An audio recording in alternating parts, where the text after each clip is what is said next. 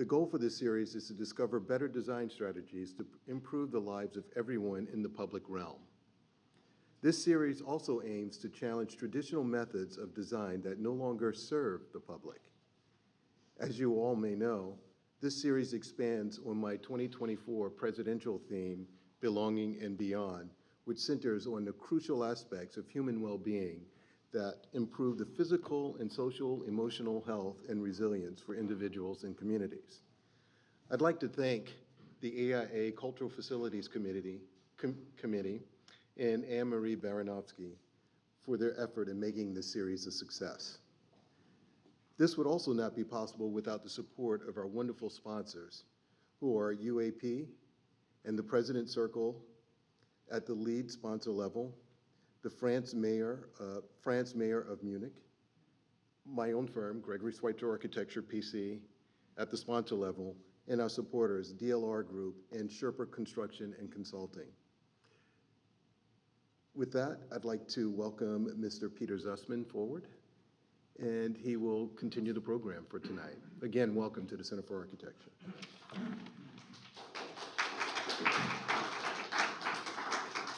Hi everyone, as Gregory mentioned, I'm Peter Zussman. In addition to being an architect, I am the co-chair of the Cultural Facilities Committee here at the AIA in New York. And our committee worked very closely with Anne-Marie Baranowski on this program. So I wanted to just give a quick introduction to the committee in case people didn't know it.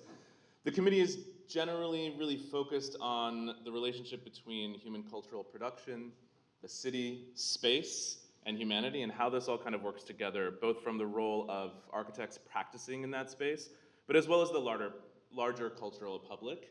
And so in that sense, we focus a lot of our work towards public programming, as well as a number of other things, including tours, think tanks, and things related to how we can support and build this cultural sphere that we're also very much enamored with.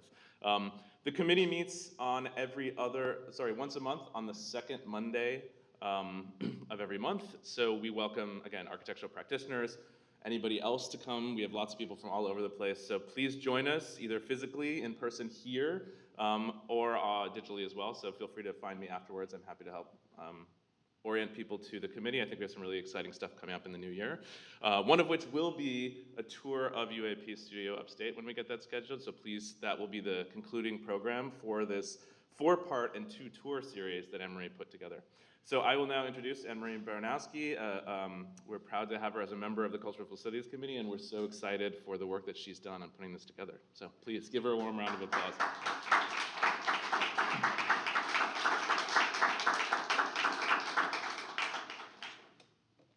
Hey everyone, so glad you're here. I'm gonna try to advance the slides. That just shows you the programs and that we're at the end of this series. But before I start talking about that, I do want to take a little bit of time to do the thank yous I always do at the beginning of this, because we can't have these programs without significant gratitude. So first of all, thank you, Greg. You were definitely part of the inspiration for the series, and you helped propel it forward. Also, my thanks to Peter for being such a great co-chair, and the other co-chairs who are not with us in the audience tonight, but Susan West and Joseph Auld, all great supporters of these programs. And finally, to Jesse Lazar and Suzanne Mex, thank you for your leadership, and you help really coordinate the center and allow these programs to happen. And a special shout out to Samada Kaba, who's our programs coordinator and has been, what's the right word? Indispensable in putting these programs together. So now I get to welcome all of you, and thank you for coming. As a practicing architect with a deep interest in the intersection of public space and public art, I work on projects where art and architecture meet, and I try to continually evaluate their success in the public realm. That was partly the inspiration for this series. And then when I learned of Greg's theme, Belonging and Beyond, the series just fell into line by focusing on examples of public placemaking and the importance of public art within them as crucial aspects of our physical, social, and environmental health. I'm going to advance once more. We hope you will enjoy tonight's program. It's the final in the series, and we've covered a lot of ground, from learning how history and memory influenced our civic realm to exploring the many qualities that contribute to good public space, and also to understanding the importance of public art and how it connects us by fostering community, identity, and social awareness. And while U.S. history may represent collective memory, it's often been a selective memory that originates from a European viewpoint. So I share with you the acknowledgements on the screen and invite you to take them in. If there was ever a time to be concerned about racism and people not getting their fair share, I think this is a moment to think about that even more. And as I've stated before in this series, and really can't stress enough, alternative frames of reference and tools for understanding diverse perspectives, and for us to learn a new design language is what we need to interpret both our past and our future. So, at the risk of repeating myself, my hope is that this series, from what has been a close exploration of these diverse ways of looking, new insight will emerge for making public space and art from which we all mutually thrive. And it's my great honor now to introduce tonight's speakers, and I'm really proud and happy to share the stage with them tonight. Our first speaker is Rebecca Pristoop. Rebecca Pristoop is a New York-based curator, performance artist, and collaborator committed to working with art and through the lens of social justice and the touch of somatic connection. She is a curator and senior program manager at ArtBridge, where she facilitates socially engaged art making between artists and public housing residents and curates the specific public art at cultural institutions, nonprofits, and construction sites around New York City. Pristoop spearheaded the presentation of ArtBridge's Present Power, Future Hopes exhibition, which contextualized the work of 59 artists at 16 different NYCHA developments across New York City. She is also the editor of ArtBridge's City Artist Corps, Bridging the Divide, a public art catalog which presents the scope of the aforementioned program through the artist bios, presentation of artworks, and descriptions of community engagement initiatives, spaces. Oh, sorry, that's it. I'm reading ahead. Pristoop has contributed to and curated exhibitions at numerous museums, nonprofit spaces, and universities. She's a founding member of Collective View, an all-female collective of curators and artists creating projects and conversations around practice, equity, and labor.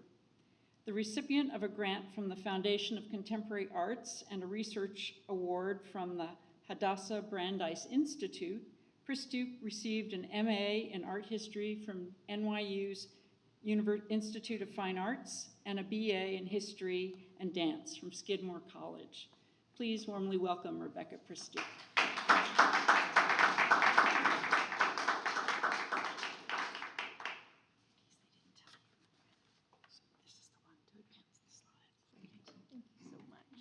Thank you so much for the warm welcome. I'm very happy to be here. I'm going to turn on my timer to make sure I don't do this for too long, and I'll hit start. So, go. I'm very happy to be here. Rebecca Pristoop from, what I'll be presenting on tonight primarily is my role at ArtBridge. ArtBridge is a nonprofit that was founded in 2008. It started by our founder, Rodney Durso, noticing he had some scaffolding in the front of his building and thinking it could look better. And he said, why don't we put some art on there? And so for the past 15 years, that has been ArtBridge's focus, placing art on construction. So scaffolding, sheds, elevated bridges, fences, We also do streets, we do walls, we've done some interiors, and we are venturing into our very first 3D sculpture and learning a lot along the way, so I'm excited to see the presentations from my colleagues here tonight. So I wanted to focus my talk in 3 stages. Community voices, which is at the heart of what ArtBridge does, continued public engagement, and how we democratize the process. Community voices, local residents and local partnerships. So I'm showing you here artwork by Zihan Wazed. This is located in Hallett's Point in Astoria, Queens. This installation is printed imagery on PVC, which is then affixed to ground level scaffolding. When we come into any location, our first thought is, who is here? And I mean, I know what I'm saying, I'm sure is on everyone's mind, because we're in this space together, and this is what we talk about. But who is here? Who's invested in this? Who's going to see this every day? And so we think about who our local residents are. In Hallett's Point, this was a collaboration between the Durst organization, NYCHA Astoria, and the Hannock Astoria, which is a community center located inside the NYCHA housing. Zihan came and had prepared to do a teaching workshop, because that's how we engage with all our communities. We do 3 to 10 workshops and get feedback, teach skills, listen, respond to what local residents are interested in seeing. When Zihan got to the community center, he realized that there's actually a large interest in dancing. So he pivoted his programming to dance, and I'll show you some of that later. But that's just to say, we're always present and responsive to what's going on in each location. So I just want to show you a few more of our designs on scaffolding and the various materials we use. This is paint on polytab. It was located at the Chelsea, Elliott, and Fulton houses locations in Chelsea, Manhattan. And also, just to reiterate, what we do is temporary. We do have some permanent installations, but we're also always thinking, this is a specific time. Often when this is happening in public housing, there are things going on that are not so pleasant. So how can art contribute to the well-being and the continued presence and acknowledgement of residents and of folks in the community? So Maria Lupianes is a resident of Chelsea, the Chelsea houses, and she collaborated with Hisham Barucha, another artist, to do portraits of residents. And all the colors you're seeing here is an amalgam of a survey taken, and residents responded how they were feeling, and all of those are amalgamated into these colors. So we have this kind of DNA moving through the community in relation to portraits of residents. So this process is often repeated when we're in NYCHA developments. This is vinyl on scaffolding at Mitchell houses in the Bronx. Again, we're working with tenants associations, we're working with community centers. Here we are in Chelsea again, around 26th and 8th Street at Penn South Co-op housing. We put out an RFP, we got a lot of calls back. It turns out Joseph Malloy lives in Penn South, and he was able to do a spray painted installation in the playground as the playground's undergoing construction. This one in particular is called Panoramica, and it's supposed to recall all the scrolling that kids do on their video games, and certainly it's geared to the youth audience that uses this space. Okay, so I wanted to take a step away from ArtBridge because I came across an artist recently that I'm really excited about who's doing a program in Gowanus. Her name is Tiffany Baker, and she did a program in Raleigh, North Carolina to bring more accessibility to the Bailey Drive Gateway, which is an entryway to a public park near Raleigh. And so I am going to show you some of her solutions for bringing community voices and portraits into this space. And I have a video that I think will say it better than I can. Let's see. Hopefully. Supposed to draw it up there? Okay. Is the sound working? No? Okay, thank you.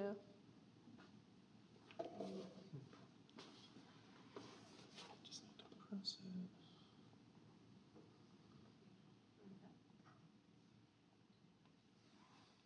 Of course.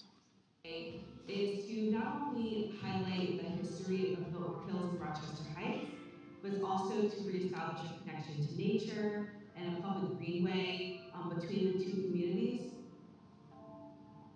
Also working directly with Fort Hills and Rochester Heights neighborhoods and residents is really important. And it really just takes us back to looking at the partnership and relationships that we have with these local organizations, community-led groups, and really taking that community-centered approach.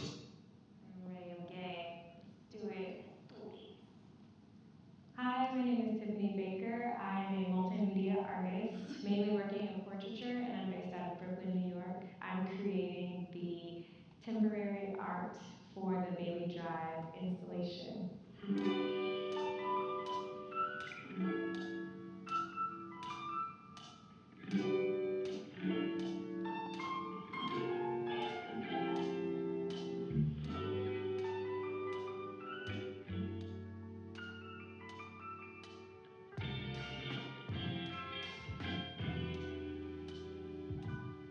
I was contacted by Design Workshop asking me to submit a proposal for the temporary art installation at Bailey Drive.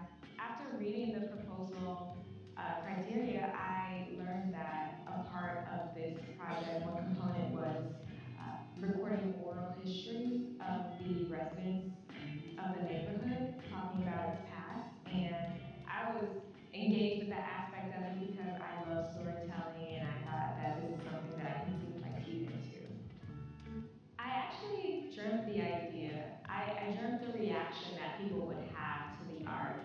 I imagined people walking through the meadow, the clearing, and having light, different colored light fade on and wash on their skin as they experience the art. So I came up with this vision, and then I thought that glass would be a good medium to accomplish this vision with. Okay. Thank you.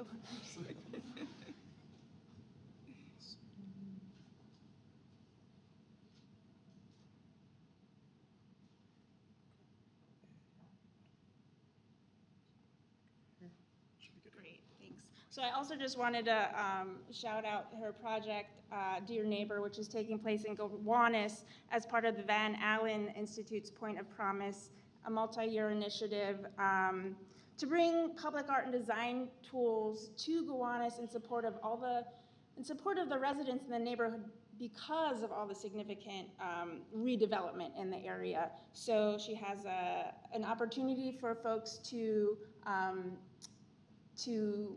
talk with her. She'll record their stories and again do a kind of engaged storytelling, image-based installation throughout Gowanus on storefronts, on scaffolding sheds. Artbridge will be working with her on that front. I'm just really excited. And if anyone wants her contact info or anything afterwards, please come to me. I'd be happy to share on more of her office hours moving forward. Okay, so continued public engagement. Artist voices, viewer engagement through activation. So back to Zihan's work in Astoria, we like to have, little podcasts that folks can tune into when they happen upon these construction sites. So I'm gonna take my thing up here again. I'll just play the few minutes, but it'll give a story for how,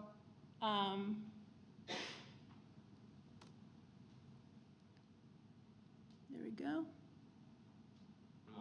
In his own words. I'm a media artist. I love working with technology and creative new media, and I've been interweaving that into my paintings more recently. I actually was working with the AIANY Community Center in collaboration with Artbridge to produce this piece. Well, I was initially there to teach painting classes, but I noticed that they have a dance class over there, so I took the liberty of shooting some of the kids in front of a green screen and sort of interweaving them into the sort of installation, so you see silhouettes of them, which come alive when you put your phone in front of it. Well, the piece is called City in Motion, and I might need help turning that off now. my work, whether it's for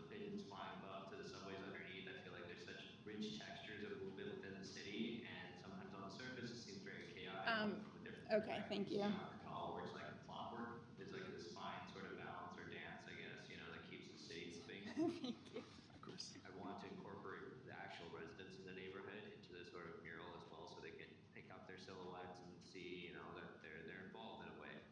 When I was young, Do you want it just I wasn't closed? brought to Yeah. galleries and museums, so my first Thank you so much. Of course. Maybe we'll just do this and then we'll move on. So this is just the AR activation of the kids doing their dance that you can see when you're next to the site. And it's just a moment.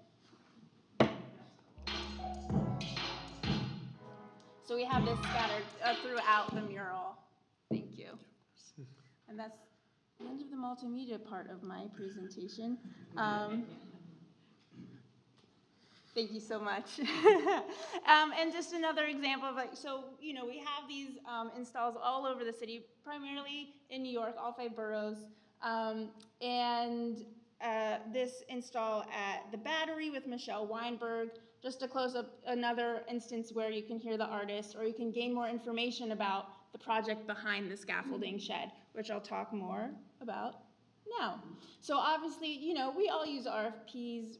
We try to get a democratization of our processes to hear what folks want. And so just to close, I want to say a bit more about the process we use for the Battery. This was in collaboration with Battery Park City Authority, New York City Parks, the Battery, and Artbridge. And we invited 3 jurors ultimately to help make our choice. But an RFP went out asking for artists to respond to this concept of environmental resiliency. The scaffolding shed is in front of the Battery and Wagner Park. It's 1,100 feet long, and we asked for folks to submit work that would make people who saw it aware of themselves and aware of how they are implicated in the future of our public spaces. And Davina Sue is one of the artists who was selected. This piece is called Blessing Transmission and is supposed to have folks stop, be impacted by the color, the images, and reflect, how am I a part of this larger ecosystem that we're all sharing together? Similar process for this installation outside Lenox Hill Hospital, RFP, community board involvement, and it's really just to make sure we want the people who pass these installations in their everyday lives to feel like I had a voice in that, I can see myself in that. And I guess in conclusion, I'll say, again, we do this in Red Hook at NYCHA Houses West, same process in collaboration with Red Hook Initiative, with Red Hook Houses Tenants Association, with Pioneer Works, and these are 2 installations that resulted from that collaboration. So in conclusion, we're here to be aware of the publics, to hope that what we do in the engagement process and in the visualization of what we learned through our workshops and through the vetting and the voting allows folks to see themselves, be impacted by the work, certainly by the scale, and that it leaves folks with a sense of well-being. And that's it. So thanks.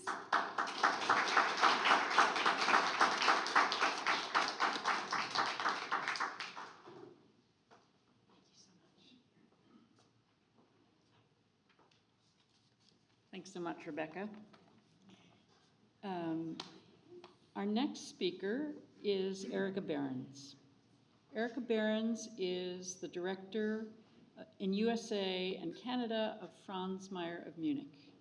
Since 2004, Ms. Behrens has directed the US office in New York City and is the full-time presence for the studio handling projects and business for the USA and Canada. Previously, Erica held an 11-year position managing high-profile public art projects and special programs for the MTA Arts and Design program. She studied art history at Mount Holyoke College with an additional master's study in art management at NYU.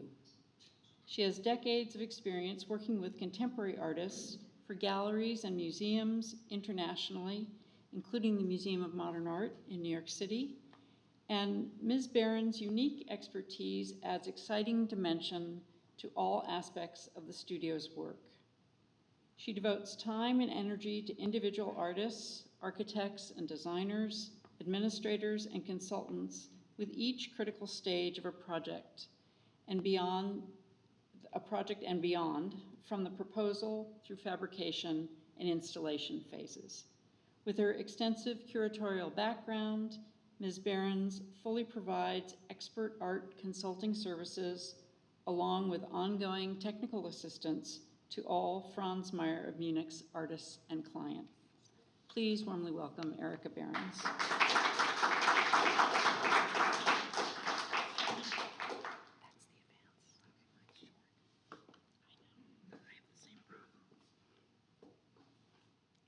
Good evening. What a wonderful turnout this evening. I'm very, very happy to be here, and thank you, Anne-Marie, for having us all here tonight. So let me start. Our studio is the other side of the coin.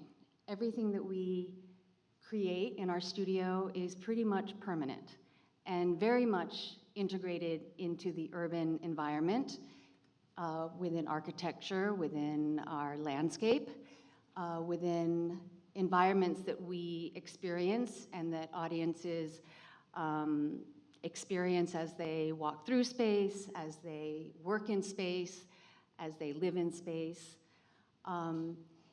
And what I wanted to say with my very short presentation here is that I could show you hours of images of our projects and be fully passionate about every single one that I show. But because I only have 10 minutes, I'm going to give you just a little taste from our magical studio. And our magical studio in Munich, Germany is a studio that's been in the same family for 177 years. It was founded in 1847 by the Mayer family, who I have worked with for 20 years. And I began working with Michael Mayer's father, and I work with Michael and his and our team now for quite some time, and it is really quite an interesting way that we tee off these projects from the front end here in the United States and in sort of North America, South America, and then working with my team in Munich every day, all the time, with artists who do go to these studios in Germany, which is where we fabricate everything, to create these incredible projects. So the studios have been in Munich. That is where we fabricate everything. That is where every single artist, we hope, it's very critical and important to us to have them in Munich, at least at the beginning of a project, work very closely with our artisans, who are highly trained artists in their own right, in our mosaic studios, in our float glass, architectural art glass studios, and even in our wonderful blown glass, leaded glass studios, which are really the foundation of our studios from the very early sort of birth of Mayer of Munich. We're still doing contemporary projects working with mouth-blown glass and leaded glass. So I wanted to start, well, very quickly, we do projects, just to kind of clarify, in many different environments. We work in light rail, we work in museums, in private developer buildings, we work in private residence, we work in clinics, we work in airports, we have projects outdoors, we have projects in museums, and it's, again, they're all permanent. And they're permanent because they take so much time and labor hours, and the budgets are robust enough that the beautiful materials are able to be worked with and then translated and sort of devoted to these permanent projects and installed in these environments and maintained for, we believe, hopefully hundreds of years. This is a very exciting new project. Her work has been featured in some of the biggest art museums and most prestigious name is Julie Meritu, and I'm an artist based in New York City. I'm an abstract painter that has used architectural landscape and blurred photography as a way to kind of create social ground for my paintings.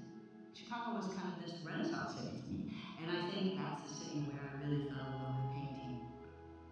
I was completely overwhelmed and honored by the possibility of doing a project for the Obama Presidential Center. Not only because of the awe I have for the president, but also because it's this creative space that's very much alive. It's not just a presidential library.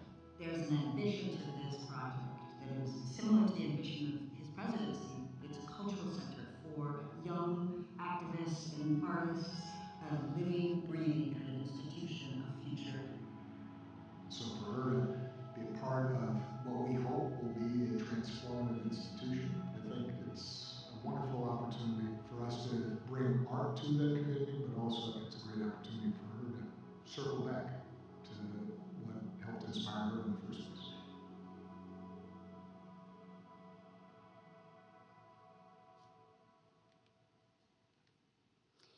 So we do work with very important artists.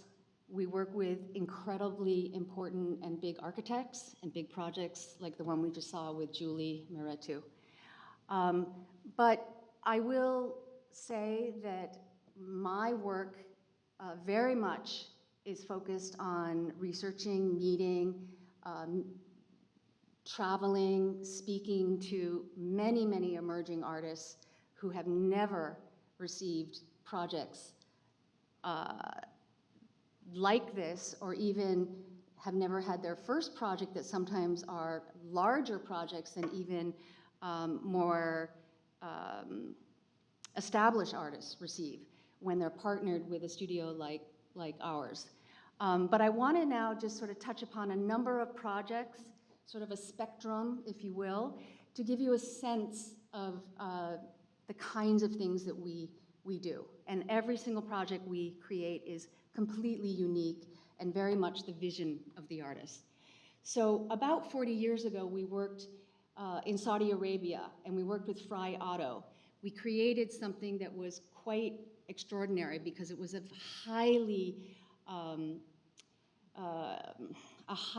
sort of architectural and engineered structure.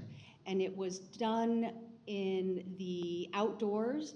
It was with glass that was painted and fired and very artistic. It is in the very, very bright sunshine. It is in an environment that has sandstorms and everything you could imagine that you would think would destroy this sort of beautiful artistic work. It is in perfect condition. So this was something that is really a testament to the kind of permanent and artistic projects that we began doing about 40 years ago, partnering with artists, architects, engineers, and designers. Once again, large-scale projects. This is the Pyramid of Peace with Brian Clark. You can see at the very tip of this building, these are very large windows, these beautiful doves. These windows are each 8 feet. They're huge.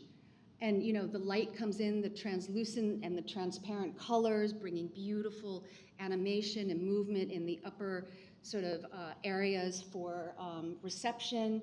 And then the opaque coloration of the photographic doves does not allow the light to come in, which creates wonderful shadowing effects. So these are all decisions that we work with the designers and the artists, and how we approach a project and the site. You can see, this is from one of our books actually, so it's not the best slide, but you can kind of see the scale of this and how people really experience this kind of monumental and very, very elevating and richly beautiful environment. Another project that's also very much a testament to kind of the sophistication and the importance and the seriousness of this kind of work We do a lot of projects with the GSA. This is a courthouse in Buffalo. We worked with Con Pedersen Fox and Robert Mangold. They're very, very, very elegant, large, tall, monumental, columnal works of art. They are 16 major large-scale pieces of glass, and the work themselves really, really show the gestural work that the artist wanted to capture in the glass that he had on his paper, and the very delicate work that he also sent with his designs, with his sort of graphite line work. And how would we translate that at this scale?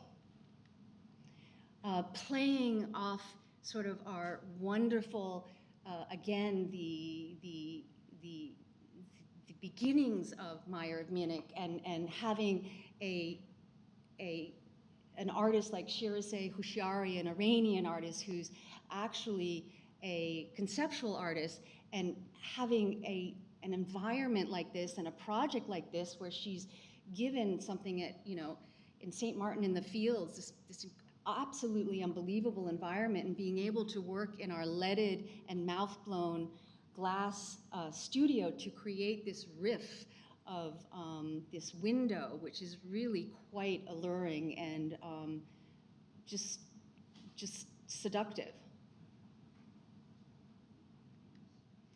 We were very, very honored to work with Ellsworth Kelly and the Blanton Museum when his designs that were out there for many decades finally landed with the Blanton Museum, and they were able to build this project on their property and maintain it and really own it for the rest of its existence. We worked with Ellsworth before he passed away, and we were able to create a very, very, very specific, incredible spectrum of coloration within the mouth-blown glass and make it look almost like very, very, very thick glass that it wasn't. We were just doing layers and layers of very, very specific colored glass, mouth-blown, in order to achieve the exact coloration that Ellsworth was absolutely, specifically adamant about in his designs and work. And here you can see how we're, coming up with that experimental spectrum to get it just right. You can see someone like Kirsten Bratsch working with Michael Meyer and really coming up with ideas for, here she's working on ideas with glass, but we were able to work with her first at the Luma Foundation in Arles, France, which was really a very, very experimental project for us in mosaics. She wanted to do something outdoors that was richly abstract and really quite surprising and textural and fun and whimsical. You can see the Frank Gehry building in the distance. And what's marvelous about this is that she worked with local stones that we incorporated into the mosaic. So again, the artist is coming to us with her ideas and her approach and her sort of feelings of how her vision, which also is expressed in her own artwork, really, really set the foundation and the movement and the true kind of impetus of what this ended up being.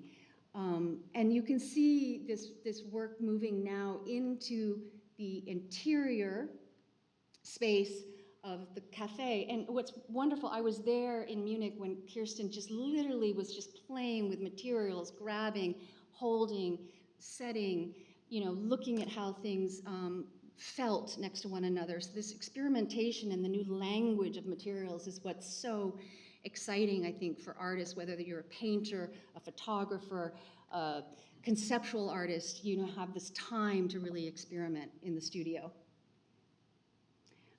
We also were able to incorporate this wonderful glass as well. Of course, our Nick Cave, if anyone's experienced it, is really quite something at Times Square. The swishing, the movement, trying to translate in this largest installation of mosaics in our subway system, his sound suits, and how would we ever manage to do that. Stefan Sagmeister, a designer, inserted these outside a building in the Ozarks, which is quite interesting because these bike paths just literally wrap around the entire building.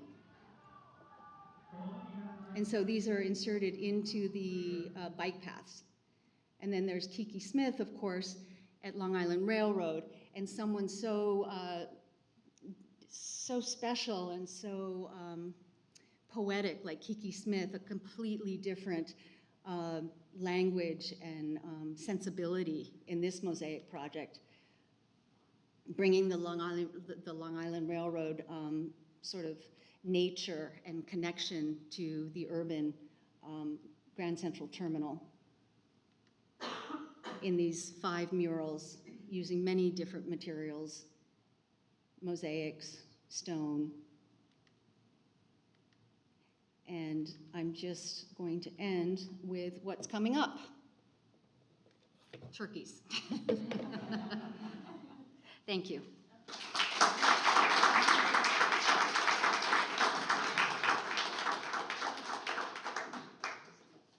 Thank you, Erica. Thank you so much. We're going to continue to examine how makers such as Erica's company and UAP really start to look at craft and technology as they're helping artists make these works. Our next speaker is Betsy Jacobson, and Betsy is the Director of Project Management at UAP. She leads a team of project managers focused on consultancy and design assist services for site-specific commissions and large-scale works. For over 15 years, Betsy has worked directly in the field of urban design to deliver artworks and engage the public and natural landscape. In her role as Senior Project Manager at UAP, she delivered a range of projects, including works for Maya Lin at Penn Medicine and Stan Douglas at Moynihan Station, large-scale landscapes with Sarah Z at Storm King Art Center, and temporary installation with Anthony Gormley at the Brooklyn Bridge Park Conservancy.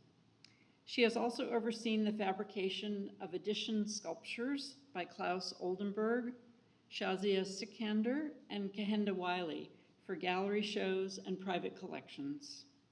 Informed by her multidisciplinary training, Betsy has also worked with clients to provide procedural and strategic advice about the complexities of working with the public sector, integrated needs for long-term maintenance into conceptual design, and led discussions about the delicate balance of placing artworks within the natural environment. Betsy came to UAP with professional experience in the field of urban design, working for the NYC Department of Transportation's Urban Design Art and Wayfinding Unit, as well as internationally recognized consulting firms. Please warmly welcome Betsy Jacobson.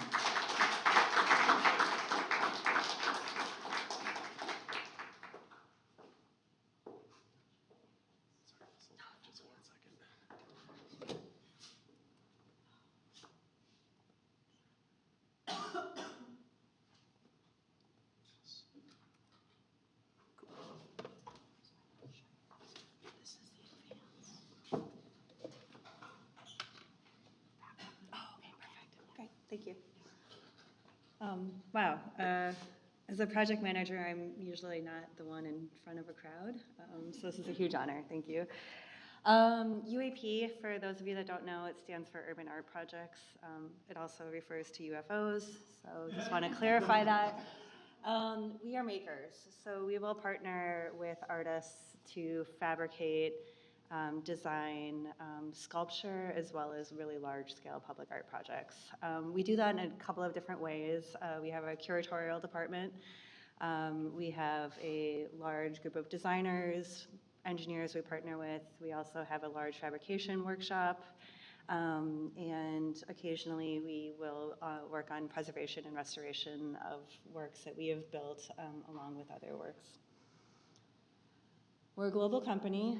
Originally it was started by two brothers in Australia, but has since grown to offices throughout the world, and we deliver projects all over. But if you've heard of us, it's probably because of our workshop up in the Hudson Valley. About 6, maybe 7 years ago, we merged with a foundry, Polish Talix. We currently have, I think it's about 130, 140 craftsmen, like real true artisans that work there and are making this artwork. I'll kind of like go in a little bit more detail about some of those individuals and show some of the work that they do. When I'm trying to explain the work that we do, people ask if they've done anything that they might have seen. So I just want to take a moment to kind of go through some local examples that are kind of around the New York City area. This first one, Hank Willis Thomas, was a Percent for Art program. It's at the base of the Brooklyn Bridge in the Brooklyn side. We also worked with Shazia Sikander and Madison Square Park to do a temporary installation about 1.5 years ago.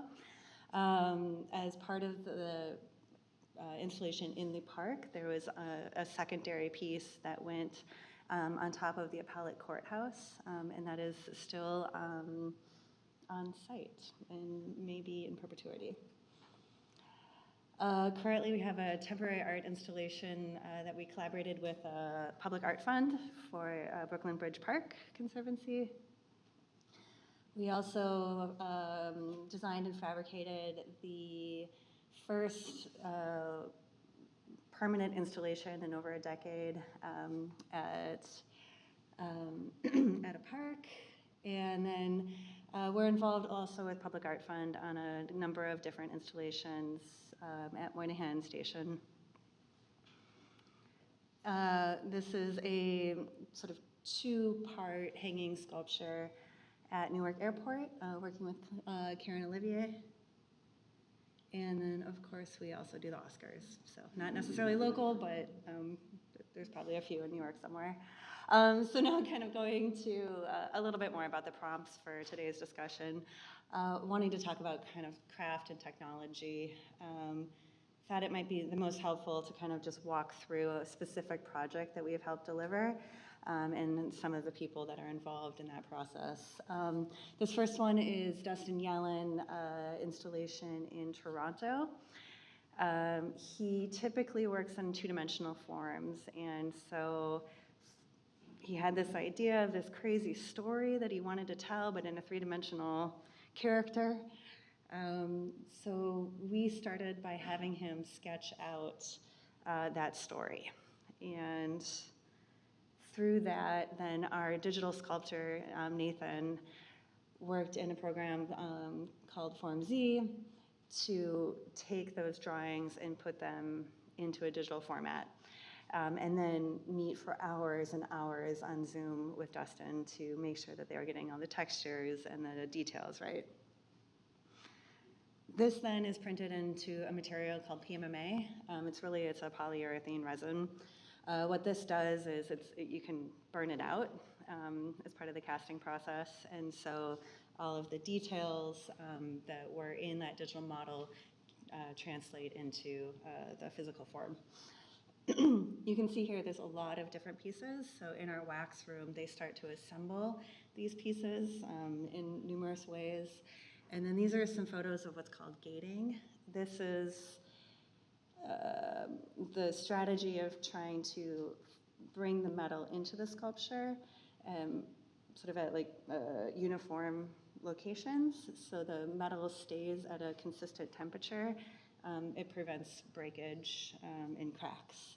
I find this process really interesting because there's no computer program that tells you how to do it. Like the people that do it are doing it based on experience and intuition. We then pour the metal. This piece itself is an aluminum. We clean it.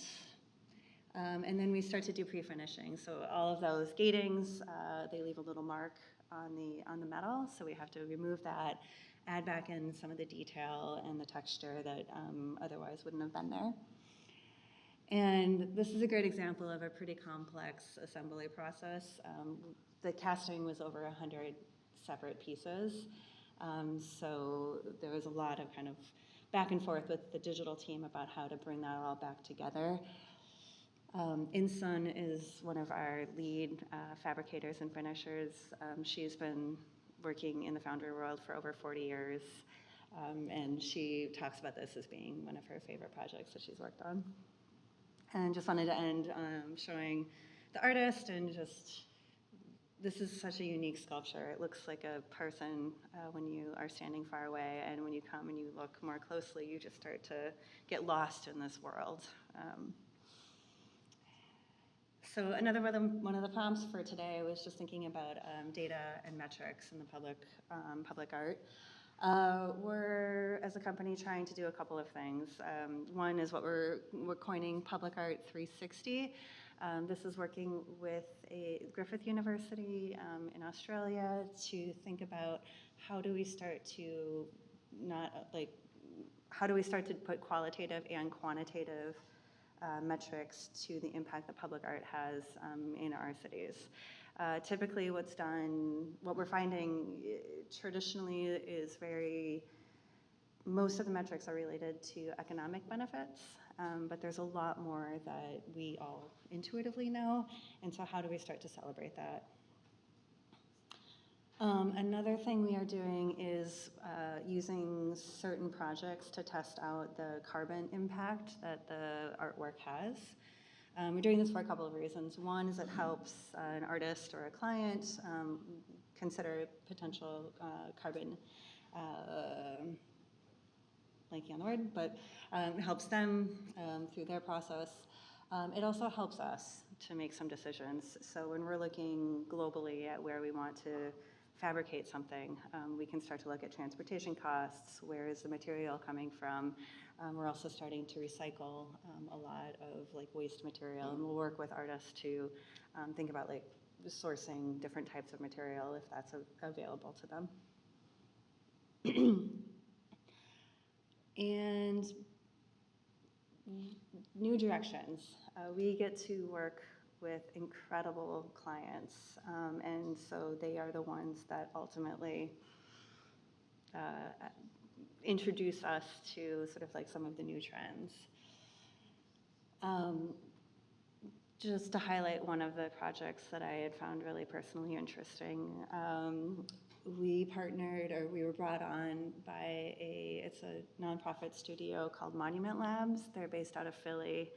They are exploring sort of monuments in general and thinking about what is the future of a monument if it's not just about an old white man. And so they were able to work with the National Park Service and to curate 6 different artists to come and do a 1-month-long installation on the National Mall, kind of exploring what are the untold stories on the National Mall, about sort of the coming of America. So this project was working with the artist Tiffany Chung.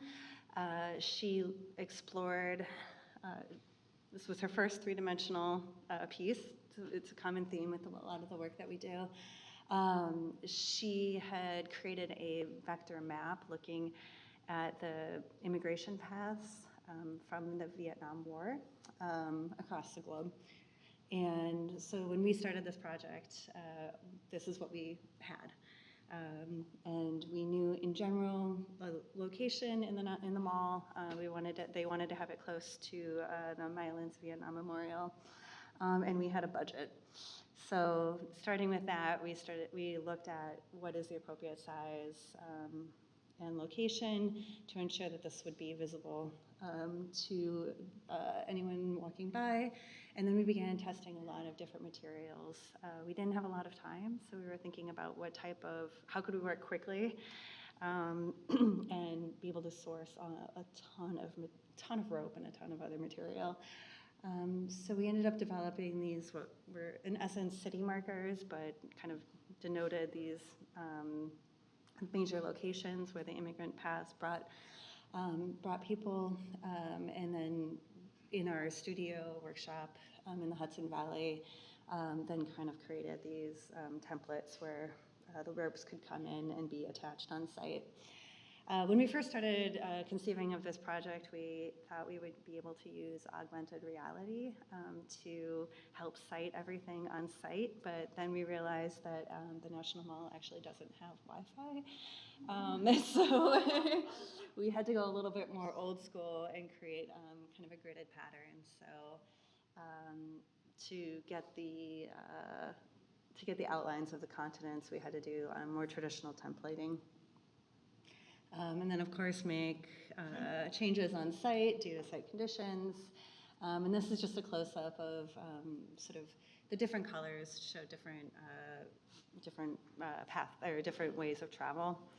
So just some of the details that you can see there, and then what it looks like from a distance. And I guess I'll just close off by saying we work with really amazing people. Every project is totally different. We never do the same thing twice, and so every step of the way involves a lot of creativity and ingenuity.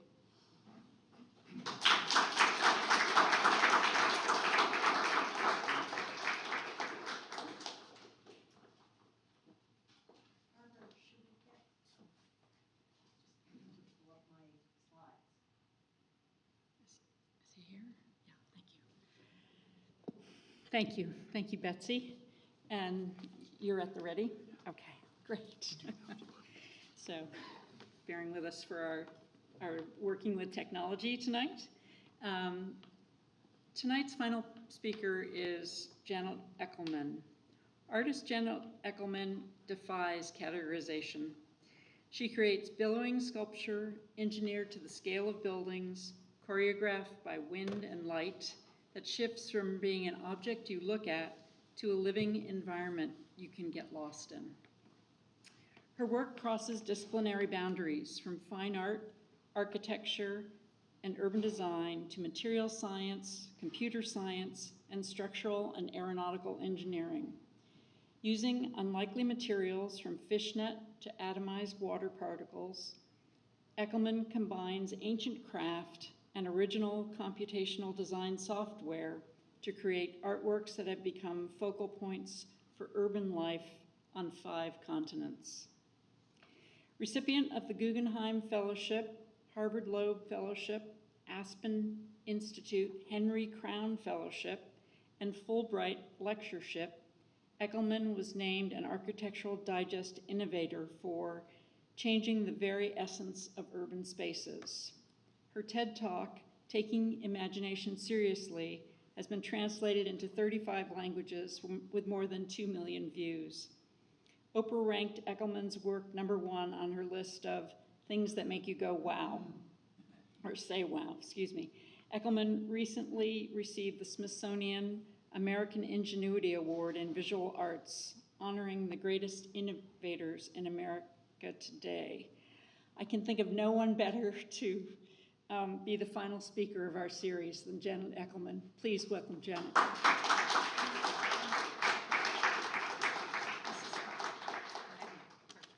you so much. Thanks for coming out tonight. I'm sharing, we just got the cover design and finished the second galleys. This is a book edited by Gloria Sutton that will come out by Princeton Architectural Press next year. And it's just gone up. If you can pre-order it on Amazon and Barnes & Noble.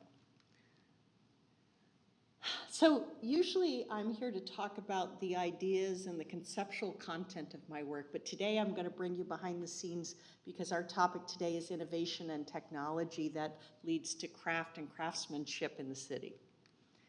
This is a piece which we opened last month in October. This is in the northern part of Dallas, Frisco, and it's a piece on the migration path of the monarch butterfly. It's called Butterfly Rest Stop, and it has 3,000 pollinator supporting plants that are part of the artwork. But I'm going back, the very first architecturally scaled piece in Porto, Portugal, She Changes. At that point, we were doing things in really analog methods. It became the icon representing Portugal on Google Earth. So this is all the work we're bending steel tubes using roller coaster manufacturers, a very analog process at this point. This is the Vancouver Winter Olympics legacy project and the San Francisco International Airport and downtown Phoenix, Arizona, the before, and this is what you see today.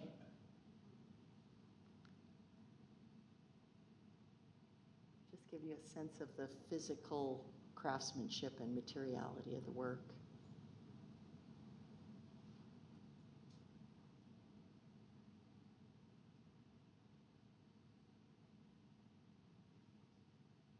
And the shadows that it creates in the desert climate.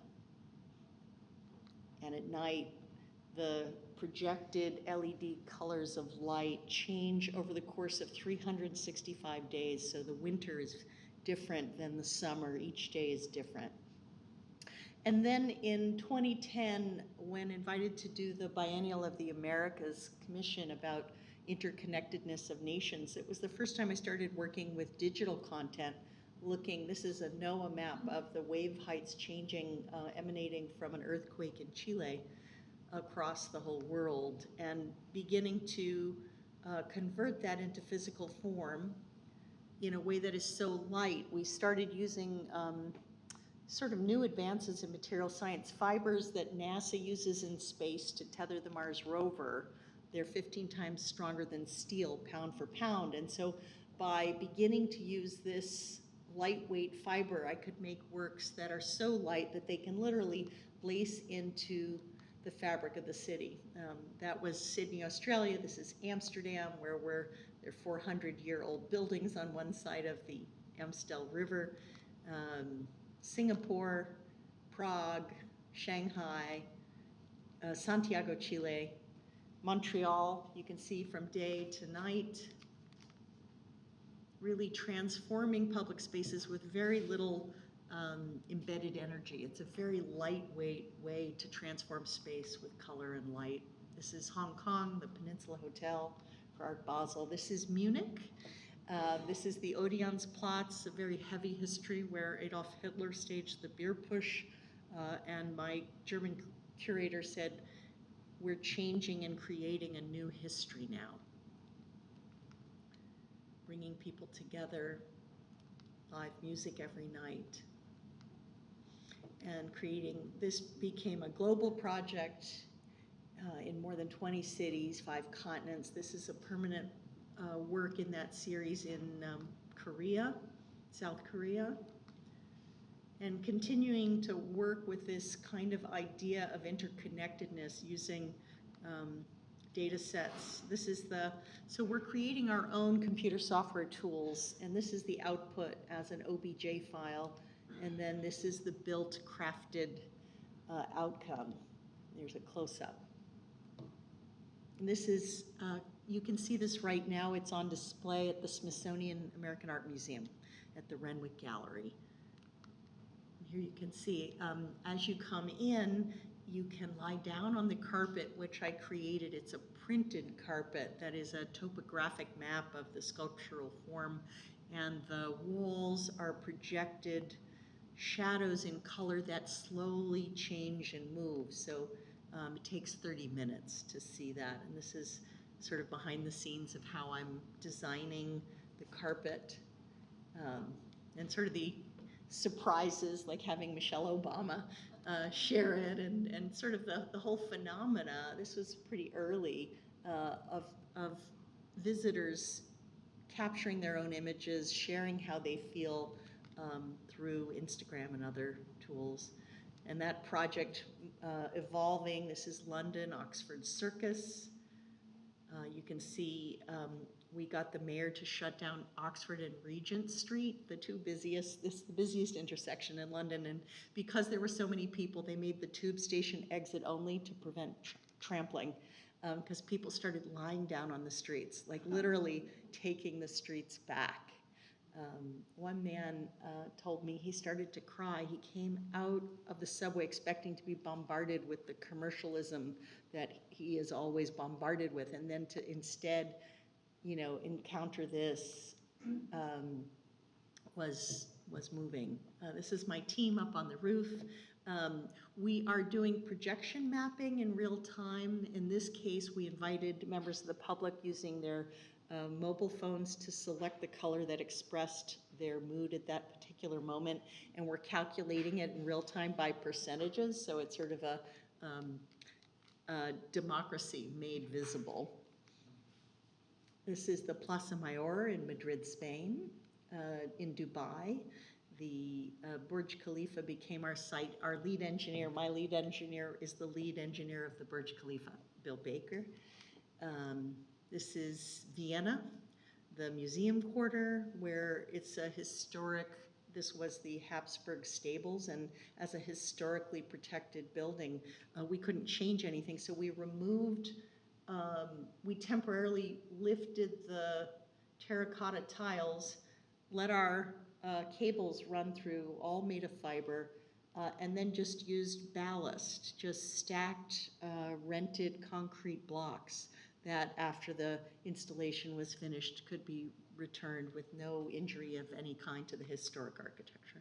This is Sweden, Helsinki, Finland, and in Seattle, downtown Seattle, the Bill and Melinda Gates Foundation moved into their brand new headquarters designed by NBBJ, and then asked me to come up with a way to express their mission or the spirit of their mission. And so this is my graphing radially the color of a day, taking photos from their roof and graphing that. And this is sort of behind the scenes, the sort of low-tech analog sketching where I'm using yarn and twine and then beginning to model it in the computer software that we've been developing in our studio, then working with engineers. This was engineered by Arup, where the different colors that you see are about the different forces that are in each piece of rope, which we custom make and hand splice using methods that have been used for centuries upon centuries. So it's like really old craft and really new technology.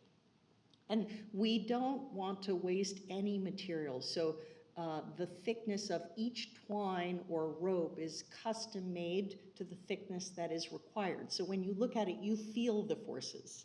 You just innately understand that. And so that form which I showed you, the shape of a day, seen in its full color, extruded and then testing it. Oops. Come on, video. Oh, it is going, good. The color is designed to express their mission, which is to be transparent, working with the organizations that they're funding around the world. But at night, it becomes bold with the projection of the color of sunrise beginning in each of their offices around the world. Sunrise. So at any given point, it's different every day because it happens live, but we're projecting that color of sunrise. I used to think about, they talked about the British Empire, the sun never set, but their work is about giving every person the chance for a healthy, productive life. So it's always about the sun rising to start work. And there's the projection of that light happening in live time every single day. And it's visible to the public. It's called Impatient Optimist. And you can see it from the Space Needle looking down. And this just shows you a little bit of the craft. Every single one of those white lines, every intersection is spliced by hand. This is downtown Columbus, Ohio, where we are attached to 4 corners from independently owned buildings, all working together for the public good. This is the major road down the center of the city, which is the capital of Ohio. There's day and night. Boston, Massachusetts, it had a highway that was removed in the Big Dig, buried. And this is our software. You can see how We are modeling each panel, each color of bobbin that goes into a loom is modeled here in 3 dimensions so I can understand it in relationship to the shape of the city. And as I experience it moving, the design process has to help me with that. So on the left is the output from our custom software, and this is a photograph of the same work. Here we are installing it. At 3 a.m., 7 cranes roll in. The I-90 entrance was closed, and by 11 a.m., it was out of its box, attached to the 28th story of Philip Johnson's tower, International Place. And it began to change the way people experienced this part of the city. This is an area that had no electricity, people never gathered, there were no lunch trucks. Suddenly, you know, just in a matter of hours, you can see that patterns change. Here we are pulling it up to the 28th story, and at any given moment, our engineers from Arup could be reading the tension on their iPhones, just making sure. And here you can see its attachments to across. So the sponsorship for this project through the Conservancy of the park included an insurance company and a law firm. And here you can see the wind. If you notice, the flag is flapping more rapidly, but over the large surface area, it creates this, you know, for me, I was lying down underneath it looking up, and I spent a moment meditating, and I opened my eyes, and it was like, it's the sky breathing. And at night, the waiter at the restaurant in the base of that building told me that every night at the end of his shift, whether it was midnight or 1 a.m., he would lie down in the grass and just watch the colors change before walking on to get himself home. Philadelphia, in front of their historic city hall, they were reworking the subway and the plaza, and I created this work with Olin Landscape Architects. It's called Pulse, and it's live time tracing the path of the subway trains above ground so you can see the inner workings of the city. And I'm using tiny atomized water particles, so if you're walking through in a 3-piece business suit, you won't get wet. But if you stay, you can play. And it's always a surprise because you don't know when the subway's coming or that you've just missed your train. Vancouver, connecting across the next iteration of our computer computational tools. This is the largest pre-stressed rope structure in human history. According to Arup engineers, it spans 750 feet. Like, they looked at Inca bridges, you know, like, and here we are designing this, and there's the built reality. And I invited Google Data Arts team to be my partner so that people could select a color, make a gesture, and become co-creators in their city.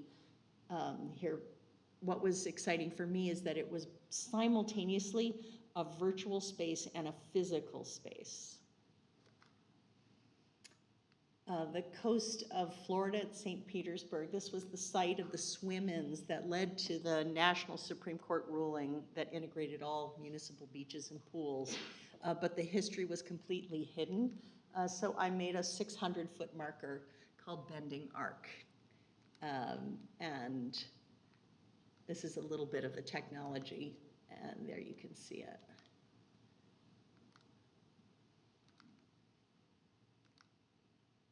And there's been this spontaneous, this is a drum circle that now happens, I think, every Sunday night. There are dance parties, there's yoga, community celebrations are happening underneath it. There were weekly Black Lives Matter marches from City Hall, and they chose the sculpture as the destination. People would gather underneath it to tell stories at the end of the march every week. And when Ukraine was invaded, I turned the whole sculpture yellow and blue. I don't know if the video's gonna go, but Hurricane Ian came through, and they're, oh, come on. Oh, I guess you don't get to see it, but it really was dancing very, and then SOM, this is the Sunset Strip, a piece called Dreamcatcher. And some of the sort of analog, so this is the analysis work on the forces in this piece, but also the kind of like analog technology and craftsmanship that as they poured the slab of each floor of the hotel towers, this is the one hotel, West Hollywood, they embedded all of the hardware so that when you see it, it's this seamless flow with no hardware visible. And then at the end, we check our work by doing a LiDAR scan so that we can see, did the geometry get implemented the way we thought it would. And there you can see the work, Dreamcatcher.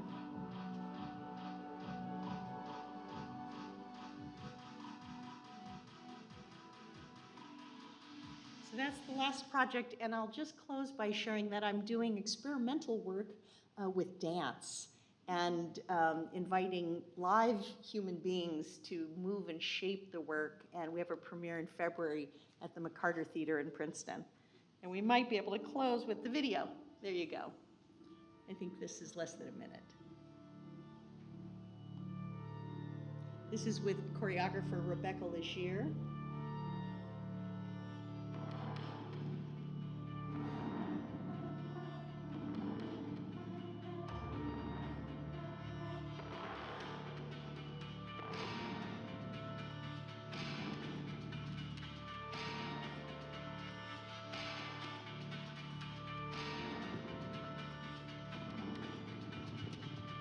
Expressing what it feels like to live in a state of precarity, where even the ground is not solid.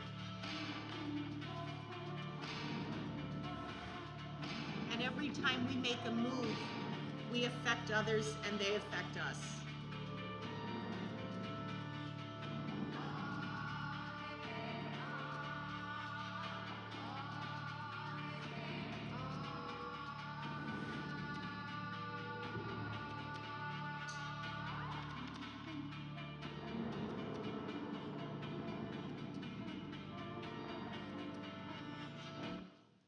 Thank you.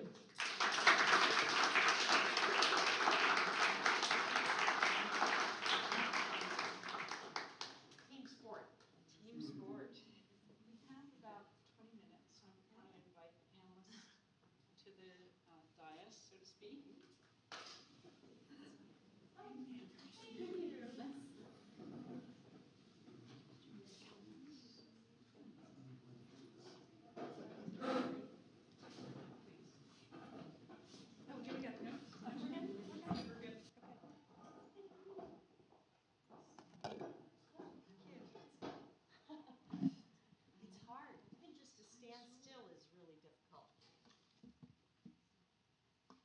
I mean, not you, but the dancers. Yeah.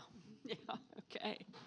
Well, I'll start with a few questions to the panelists, and then we want to invite you to all join in if you have any questions. And Janet, I'm actually going to start with you because your quote about waking up from the meditation and seeing that the sky was breathing actually reminded me, I'm a huge fan of Emily Dickinson, and there's a quote from her poems which says, "The brain is wider than the sky." And I think surely tonight, I feel like your brain is wider than the sky, given what you've shown us.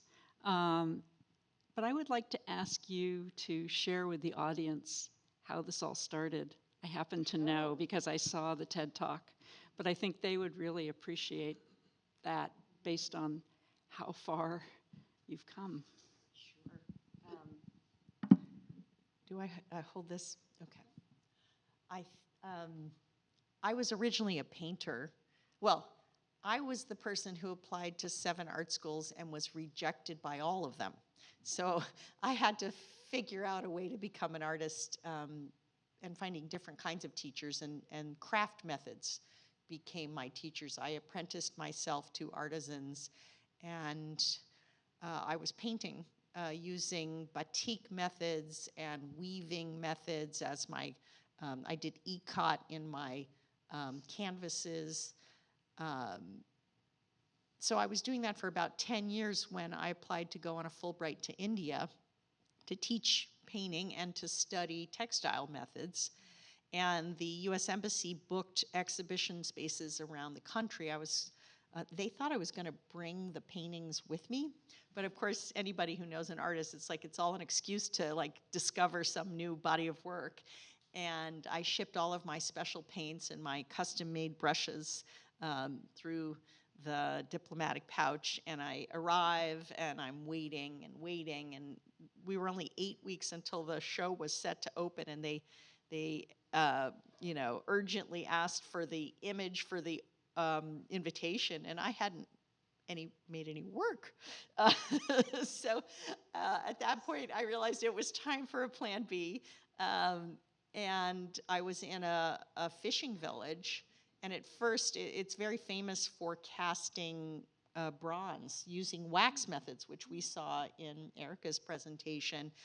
So I started learning to cast bronze. 2 weeks pass. I've got a dozen little sculptures made of bronze, and I start to calculate, okay, to scale this up, and you see I needed Franz Mayer Munich. I realized there was no way I could scale these up to the scale that I wanted the gestures to be, and also I didn't have the money to even buy the raw materials. And so I would take a walk on the beach every evening, and the fishermen were, had finished their workday rolling nets into mounds on the sand, and I just looked at that and I thought, that's a volumetric way of creating form with no heavy solid material. And so I started collaborating with fishermen, and the rest you have seen where that led. So who knows, when things go wrong, a door closes, but a window opens. Definitely. I'll ask both Erica and Betsy if you could comment a little bit more on one thing that sparked me from what you said was that this gating process couldn't rely on technology, but had to rely on intuition. Could you talk about that a little bit more? And then Erica, you can jump in. Well, I think everyone that we work with, a lot of them are artists themselves, trained in art school, and have just really honed in on a specific skill. It's really unique. And so when it comes to something like gating, that's not something that you learn in school. And so we'll have apprentices who start working with us, some in high school, so they can just become engaged in learning through doing.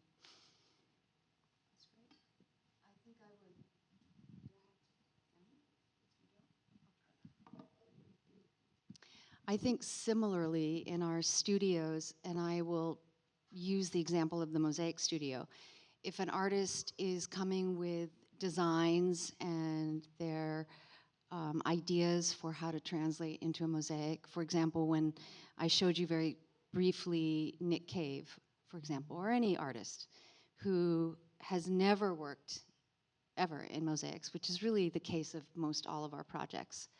We're not working with mosaic artists, we're working with artists. And so those artists, as I said, really spend at least a good week or more at the very start of the project. And they work with our artisans who are very, very highly trained and understand intuitively and artistically how to begin to engage the artist with what they're hearing their vision is, and bringing forth this sort of birth of what this translation might be that's super unique just for that project, with the language of the materials, giving them ideas of translation and ways of what that might look like, because this artist could be Janet. It could be an artist coming in saying, I'm going to do a mosaic now, I've never done a mosaic. And then they start to say, well, you work with your team, and that team says, well, we've got this idea, and we've got these beautiful colors and these materials and these cool things to look at, and then you sort of feel that. And so I think that is really the beauty of having those highly trained artists, whether they're the glass painters, who have to be sort of the extension of the arm of the painter themselves, who come in and say, well, how do you actually translate my paintings onto glass that's this big now? There might be a digital print that's the first layer, and then there's hand painting that the artisan is going to hand paint, not the artist who's going to be there for 3, 4, 5 months. It's going to be the artisan. And Rebecca, I have a, does that work? Yeah. I have a question for you. I have to use my, just find it. Too many papers here. Here we go. So I was taking notes on each of your, I'm going to use this, otherwise the recording doesn't work. So the last piece you showed, which talked about environmental resiliency and the artist's idea for inviting people to come and experience that, how did you end up using specific technology or ways of gathering data for the artist to, in the end, produce that result? Yeah, so I think you're speaking to the piece called Blessing Transmission by Davina Sue. And the artist did all of that on her own. It's of her own volition. She identifies as a socially engaged artist. She works with color and auras. She does read auras herself. And so the central medallions that you saw in the printed vinyl are these sigil graphs, which you can understand of as these kind of talisman. They have significance related to different chemical properties that we find inside of ourselves, in the environment. And so each of those medallions, each of those talisman represent a unique chemical combination for the artist. So in order to print this artwork, oh, and I guess I did not say, those artworks are actually natural fibers that she has felted. So each of those exist as like 36 by 24 inch soft sculptures that are generally mounted on the wall. And so to translate that into what would be a temporary installation printed in vinyl, she took imagery from each of the talisman and created the patterns that you saw around each central piece. And those relate specifically to energies and color that she defines in her practice. That's great. Thanks for elaborating on that a little more. I want to make sure we have enough time for the audience to have questions. So is there anybody out there who would like to ask a question? I see 2 hands. Salmata, thank you. Mine's for Ms. Behrens to begin, but it's a larger question. I was in Buffalo this summer and saw the new courthouse.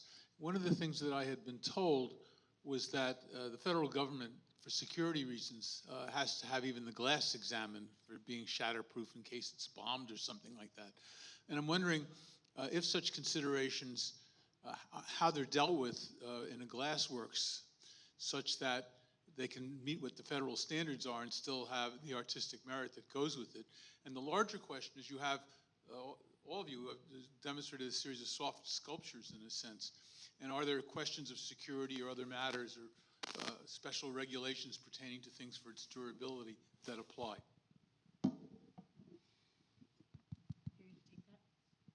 Well, very quickly, all of the large-scale glass installations that you've seen and that we create for these commissions definitely have to meet very high specification standards, and they are high-fired, they're tempered, they're safety, they're safety glass. They then are laminated in usually 2 layers.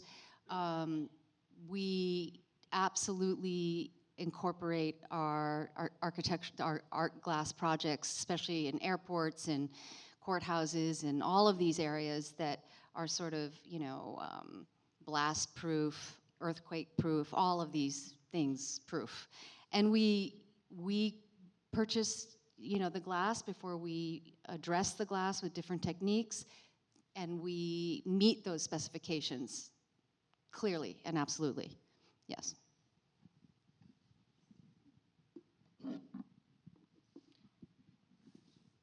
I think ideally we would, in most projects, try to think of that while we're going through the design process. So you can sort of integrate in any types of security measures more holistically. That doesn't always happen. I can't tell you how many projects we've worked on where at the last minute we're having to purchase or design little stations that like get embedded into the ground.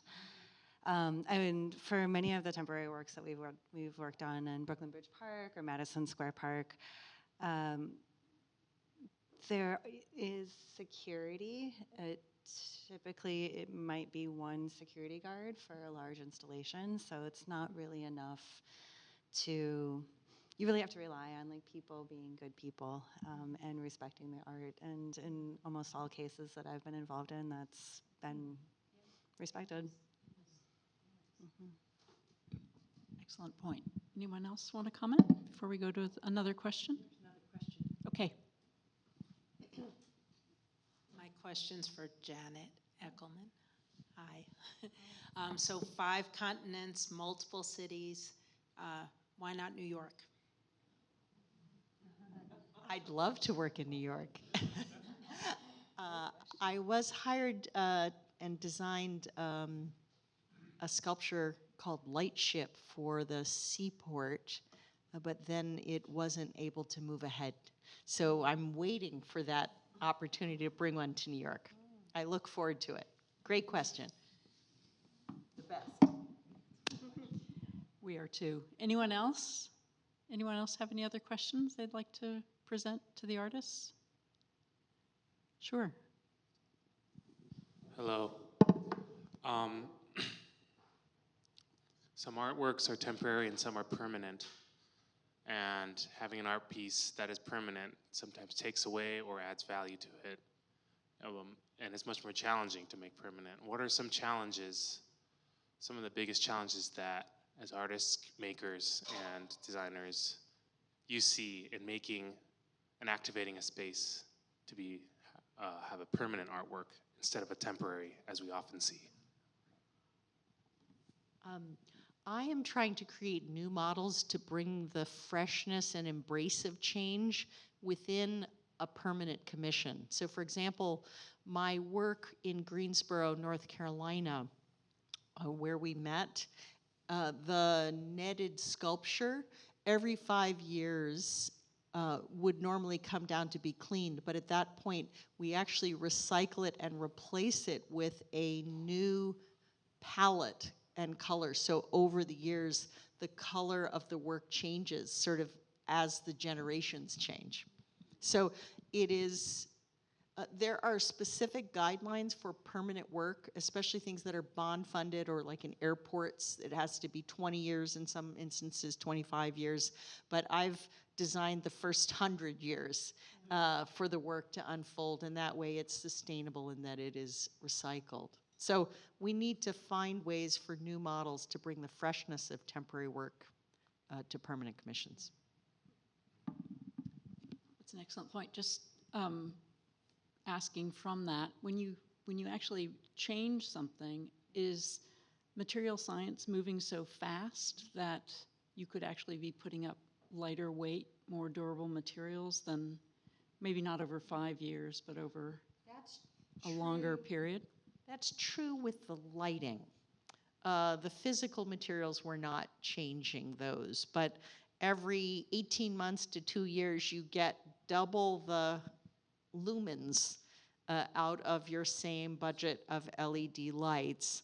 And so say that sculpture I showed you in Phoenix, Arizona, where it takes a year for the cycle of color to complete itself, that was originally done in metal halide lighting, which is it's like energy sucking. It's the worst in terms of environmental impact, but when it was originally commissioned, LED lights were too expensive. But now You know, we can, we're right in the process. I think they got some funding for environmental upgrades, and now we're redoing the lights with LEDs. So that's the area where we're really seeing fast improvements in efficiency and cost, but also in sustainability. Great. Any other questions? I just quickly wanted to say very, very quickly that I think that an artists look at permanent projects very differently, but still maintain their artistic integrity as they design and create for public space that might be different than their private practice as an artist, thinking of painters and sculptors, because it really is a different, they're still, again, their artistic integrity in their work, but they have to think about a timeless project and the content of that design that might, in our case, in mosaics or glass and large-scale installations, that might last for 50 years or even longer. And how will that design really be something that speaks to an audience over the years? It's still really touching and says something, and you know, is beautiful and well crafted and meaningful. Does that make sense? It's a little different than what your answer was. I had a question. I just thank you all, and I wanted to ask Janet a very practical thing. What about fowl? How do you deal with birds and things that might fly? I mean, it's an important question, and I get it every time. And the good news is we've never, in 20 years of building these kinds of structures, not once have we had a documented case of injury to birds. I didn't know why, so we started to collaborate with the firm Bioengineering, and they explained a couple of things. One is that the greatest danger to birds are things they can't see, like glass windows in a skyscraper. And the nature of our work is like nature. So I've never seen a bird fly into a tree branch that moves. These have physical color and mass, and they move. And the piece I showed you in Florida, Bending Arc, we had a very rigorous process with the Florida Wildlife Commission because there are shorebirds there on the waterfront. And it turns out, like in common practice, like seafood restaurants, in order to keep the birds away so people will be comfortable, they put up kite tails. And it turns out that like the movement of something in the wind really alerts birds' vision, and so they stay away. So in fact, without our understanding or knowing it, it was naturally protecting birds from hitting the structures. But good question. Anyone else? I see a hand over here. Hi. I guess between the four of you, how do you advocate for the artists, like meaning that they want to convey through their artwork to the client that you're proposing that the artwork can be installed into their project? So in terms of like the economic investment that they're making, or if they feel that it's necessary at all, how do you advocate for that artist? And if you've like come across any of those situations where someone's not as excited, or maybe doesn't see like the benefit of having art installed in the work. Yes, this is something I deal with all day, every day. Yep, placing our artwork on construction all over the city. Developers certainly have their own budget. They're also looking for, they want to make nice with the community. And we do our best at our bridge to convey why presenting art that reflects the community, that is by local artists, is of benefit to them. We do it because it benefits the community and we care about supporting artists. But that is generally how we convey to developers, like, this is gonna look good. Like, you want this. And translating an artist's vision and a community's vision into terms that are digestible for certain property owners, we're creative. And we select our language, intelligently. And ultimately, we center the fact that this is for building goodness, and this is for building relationships. And it is a huge part of my job, and I love it. What motivates me to keep doing this work, because it is always a challenge. And I say I'm a curator, and I'm also a mediator, and I'm also, yes, an advocate, absolutely. So.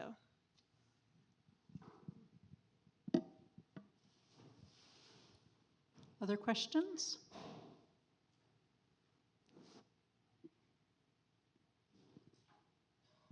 Thank you for the lecture. I see a lot of the pieces of art are sort of destinational. Has there been any consideration into creating art that is actually enclosed or formulates circulation? I think sort of with these structures that are being created, is there a way to have people walk through these structures on a sort of local level so that then they're not just going to places to see the art, but are actually, interacting with it on a more, I guess, ground level for all the art?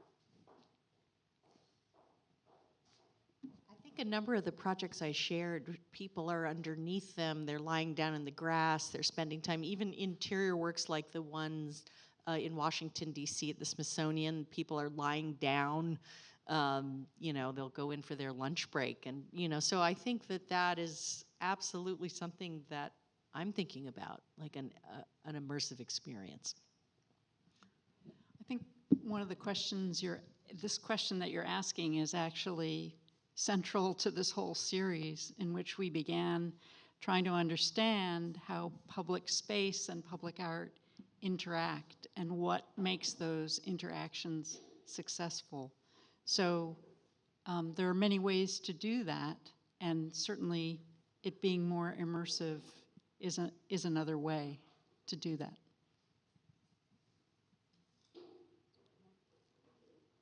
Any more questions? This is going to have to be the last one, I'm afraid, because we're going to run out of time. Very boring question for ArtBridge. How cumbersome is the approval process for Department of Buildings with on the scaffold? Yes, Department of exception, yes, right? Absolutely. Department of Buildings, Department of Cultural Affairs. We've worked very, very hard in the past few years to streamline the process, and in fact, in September of last year, finally got local legislation, Local Law 163 codified, so that is now legal to place art on scaffolding sheds. It no longer has to be the green hunter paint that was the prior law. It requires following, first of all, the Department of Cultural Affairs regulations, which means there's no text, there's no numbers. This does cause working with the artist to translate beliefs and the messages behind their work into imagery that can be translated without language or without specific imagery, including logos and branding and things like that. So it's a process of, sharing the measurements for the site, the materials, of course, sending in your prototype, and then DCLA has to give that the check mark, and in tandem with that, once they do, DOB pretty much is on board. You just have to file your permit with them, and then you're good to go. How long is that process? Ideally 2 weeks. It can take longer. Great answer. So I'm afraid we have to wrap for tonight. If you have any summary notes you'd like to say, then we will wrap it up. And I thank you all for participating in this final program. I thank you all for joining us, and have a good night.